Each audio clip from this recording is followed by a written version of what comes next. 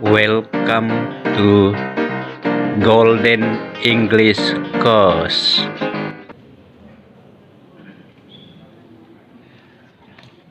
Assalamualaikum warahmatullahi wabarakatuh.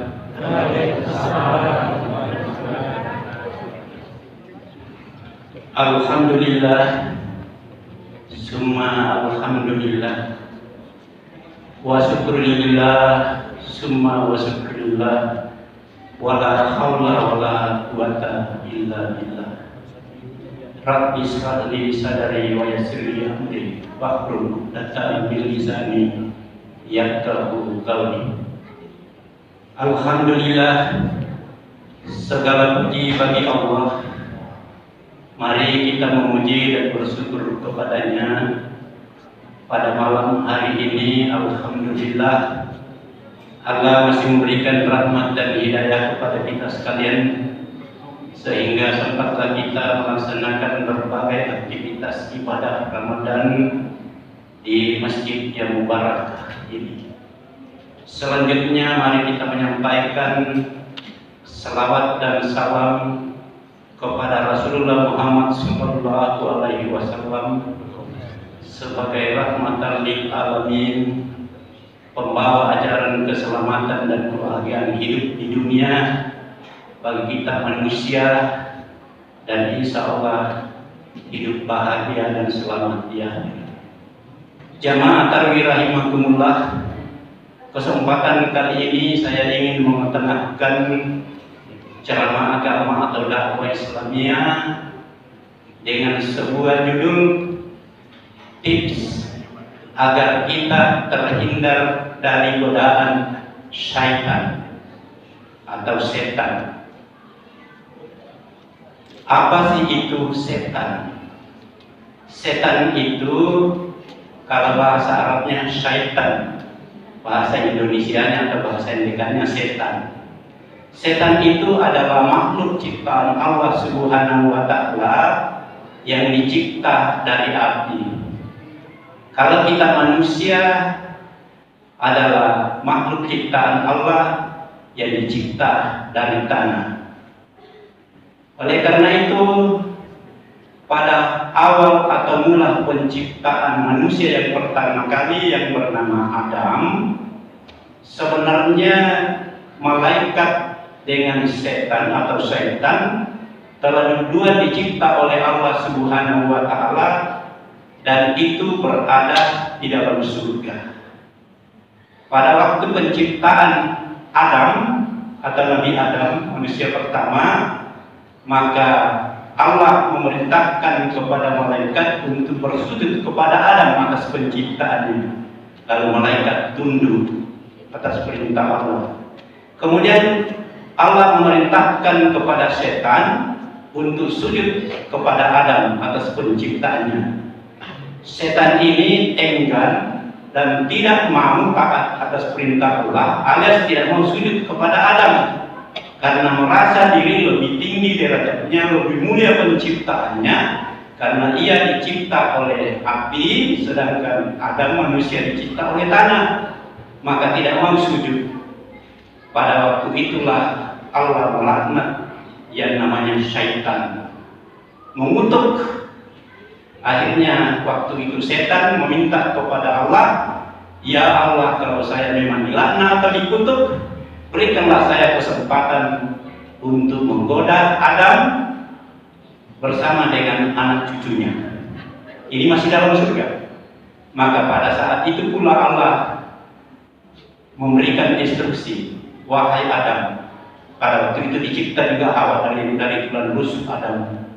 Adam dan Hawa ada sebuah pohon yang berbuah namanya buah rudi, jangan kamu makan, dilarang oleh Allah. Karena digoda oleh namanya setan, maka Adam dan Hawa memakan buah rudi. Akhirnya setelah kejadian itu, malaikat setan bersama dengan Adam dan Hawa dilempar ke dunia. Jamaah tarawih rahimakumullah, apa sih itu tugasnya setan? Inna syaitana kana lil insani aduwwum mubin. Firman Allah dalam Al-Quran. Sesungguhnya syaitan itu adalah musuh yang nyata atau terang bagi kamu, wahai manusia. Jadi musuh kita. Apa tugasnya setan? Tugasnya setan ialah merayu, membujuk, menggoda. Apa yang digoda? Hati dan pikiran manusia agar selalu berbuat dosa atau kejahatan, agar nanti kelak bisa bersama dengan setan di dalam neraka. Jamaah takbir rahimakumullah. Di dalam sebuah kitab Al-Islami, setan itu mempunyai 9 turunan serta nama dan tugas masing-masing. Ini sebuah kitab yang dikarang oleh seorang ulama besar. Jadi yang pertama, setan yang bernama Insit. Tugasnya menggoda, merayu, membujuk hati manusia atau pikiran manusia yang sedang salat. Jadi tidak heran kalau ada kita yang sedang salat atau tengah salat, kadang lupa bacaan, kadang lupa berapa rakaat, kadang kita tidak khusyuk atau pikiran kita melayang mengingat kemana-mana. Itu ada setan yang bertugas namanya Insit. Itu tugas khususnya. Yang kedua, setan yang bernama Wahlan. Setan ini bertugas khusus untuk menggoda, membujuk, merayu manusia yang tengah bersuci atau berwudu. Misalnya, kalau kita baru bangun, setan ini mengatakan, jangan dulu mandi. Atau kita mau berwudu lalu diganggu, digoda. Kadang tidak berdoa atau lupa dan seterusnya, atau tidak beraturan, tidak sesuai syariat kita punya tata tertib dalam bersuci atau berwudu. Ataukah orang sudah junub, bilang nanti kita mandi wajib dan seterusnya, akhirnya lupa dalam waktu salat dan seterusnya. Ini tugasnya yang namanya wahlan. Kemudian setan selanjutnya yang bernama Salnabar. Setan ini bertugas khusus di tempat-tempat keramaian. Misalnya ada acara band, ada pesta keramaian, terutama juga pasar. Kalau tugas ini Salnabar bertugas di pasar, dia menggoda, merayu manusia, terutama untuk penjual. Akhirnya penjual itu bisa berkata bohong, bersumpah palsu, dan lain sebagainya. Barang yang rusak dikatakan bagus, barang yang jelek dia bilang baru, yang sudah lama dibilang baru, pendeknya tidak berkualitas dikatakan berkualitas. Itu tugasnya ini. Kalau di tempat keramaian, kadang lalai menggoda agar lalai dari sawat. Misalnya wanita di pengantin, tidak usah nikah, pergi sembahyang nanti rusak kodakmu, kurang cantik nanti dipandang oleh orang. Itu dan seterusnya. Kemudian setan yang bernama selanjutnya Abwan. Setan ini bertugas khusus untuk menggoda para lelaki dan wanita untuk melakukan persinahan. Malah mengumpat-umpat kemaluan laki-laki dan perempuan agar semakin asik untuk melakukan hal itu. Berikutnya, setan yang bernama Wasnan. Setan ini bertugas khusus untuk menyapu-nyapu alis atau mata manusia agar mudah tertidur. Artinya misalnya sedang dibaca khutbah kalau Jumat, tidak heran kalau ada jamaah yang tertidur karena ada setan yang bertugas khusus untuk itu, supaya tidak mendengarkan ceramah atau khutbah yang sedang dibaca. Demikian juga kalau pada saat subuh atau tengah malam ada yang berniat untuk bangun salat duha atau salat witir misalnya, setan mengatakan menyapu-nyapu alis dan mata, nikmati tidur, tidak usah dibangun. Agar setan berkata sebentar tertidur. Itu tugasnya itu.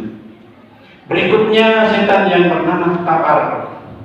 Setan ini bertugas khusus untuk menggoda para orang yang tengah ditimpa musibah.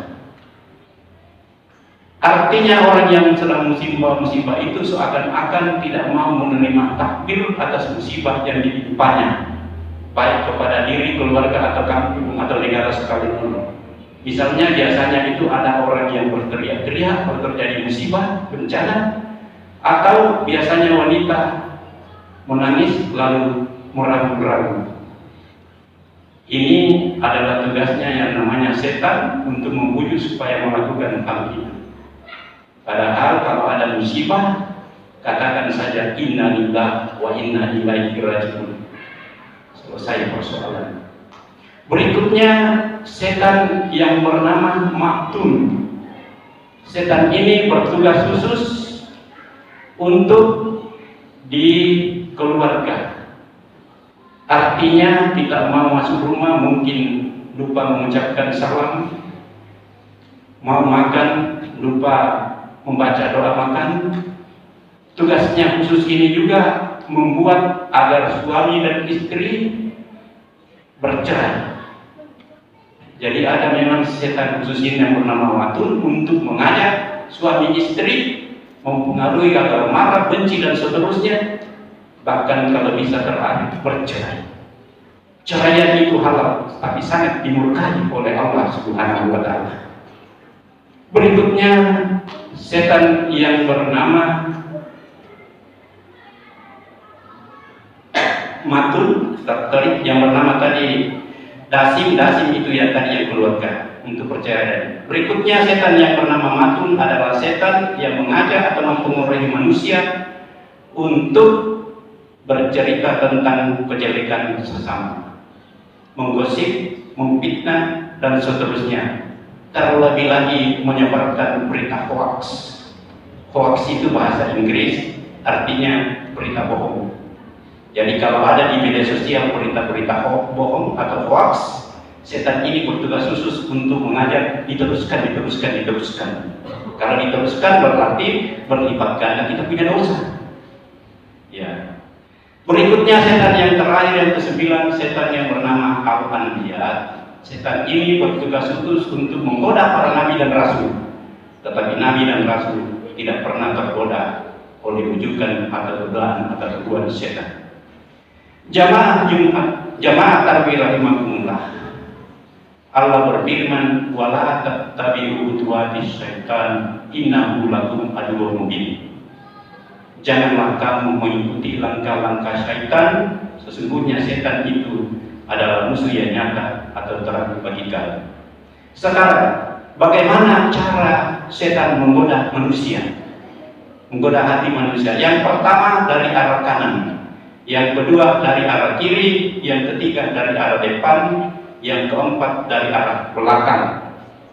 Maksudnya dari arah kanan bahwa apabila kita ingin melakukan kebajikan atau amalan saleh atau bentuk ibadah kepada Allah Subhanahu wa Ta'ala, maka setan berusaha merintangi atau menghalang-halangi.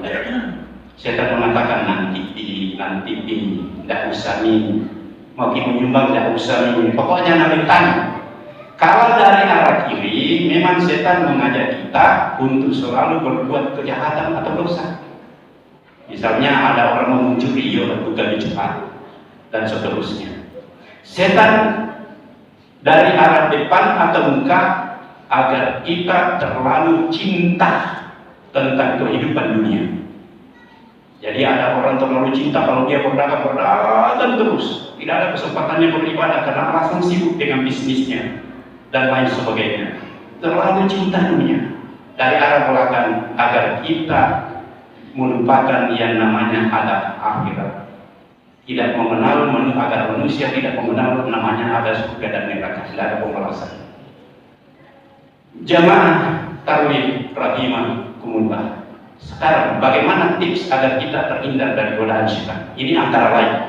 1. Usahakanlah membaca ta'awuz. A'udzubillahi minasyaitonirrajim. Bukan hanya nanti mau mengaji baru disunatkan membaca itu. Kalau kita tidak mau digoda oleh setan, apa saja kegiatan dimulai dengan itu.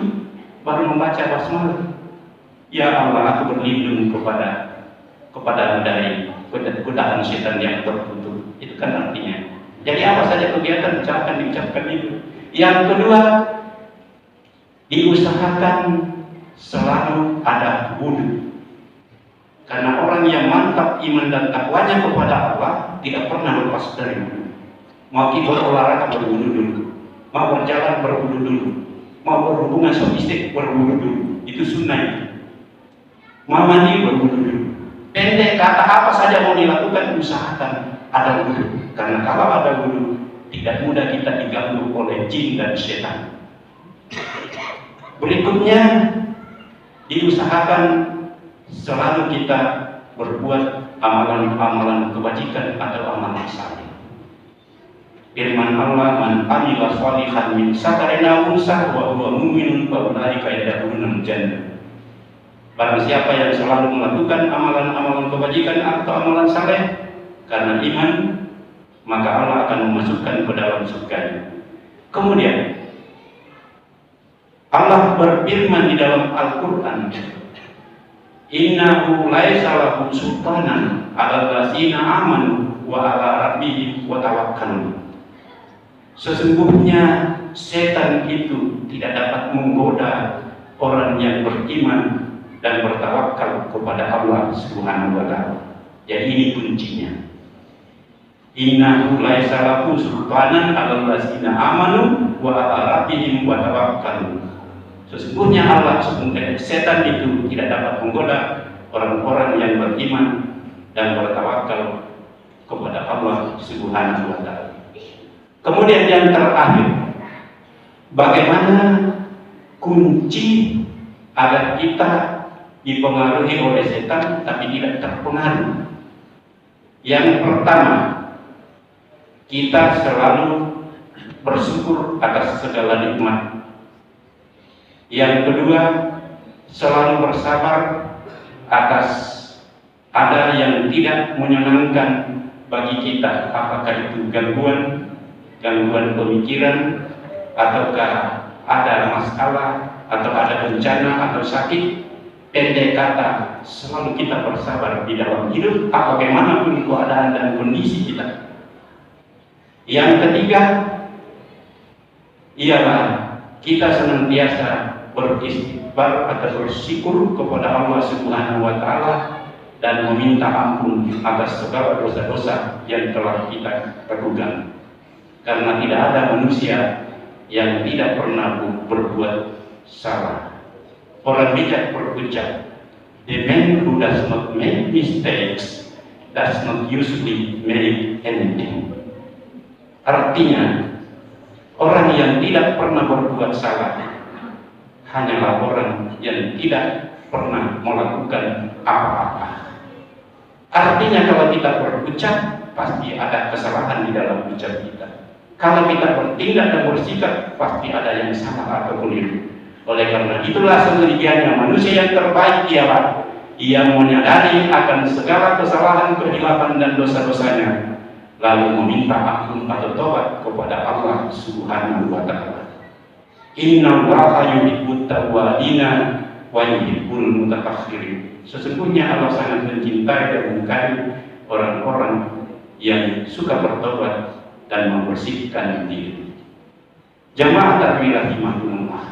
Insya Allah sebentar subuh kita akan menjelaskan pintu-pintu hati yang bisa dimasuki atau dibujuk oleh rayuan setan.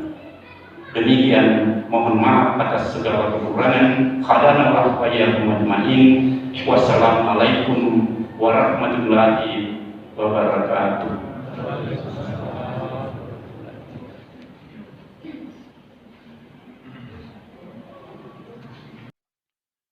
Thanks for watching. Bye. See you on the next watching video.